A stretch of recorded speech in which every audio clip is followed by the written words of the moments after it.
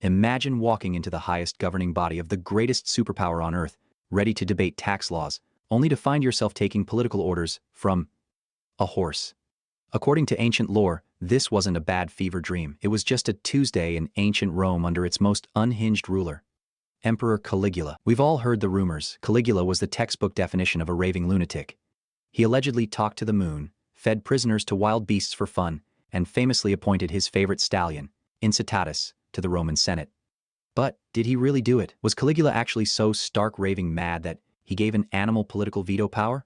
Or is there a much more calculated, sinister truth buried beneath 2,000 years of gossip? Let's unpack the real story. To understand the horse story, we have to understand the man. And believe it or not, Caligula didn't start out as a monster. In 37 AD, when he took the throne at just 24 years old, the people of Rome were absolutely thrilled. His real name was Gaius, but the public loved him so much they used his childhood nickname, Caligula, which literally translates to Little Boots. He got the name because his dad was a legendary general, and as a toddler, Caligula would run around the military camps dressed in a miniature soldier's uniform. His first few months in power were fantastic. He lowered taxes, freed political prisoners, and threw massive festivals. Life was good. Until everything broke.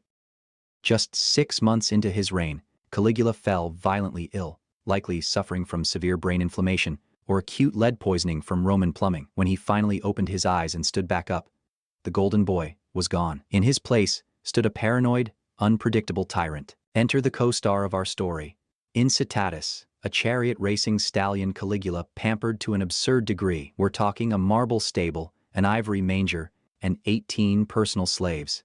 But did Caligula really try to make this horse a Roman senator? Modern historians say, absolutely not. It wasn't madness. It was a masterclass in psychological humiliation. Caligula despised his corrupt, spineless Senate. By threatening to put his horse in power, he was telling the elites, your jobs are so useless, a farm animal could do them. After Caligula was assassinated in 41 AD, his enemies launched a massive smear campaign, turning a sarcastic, dark joke into literal history to justify his murder. Caligula wasn't crazy. He just knew exactly how to make the most powerful men in Rome look like absolute fools.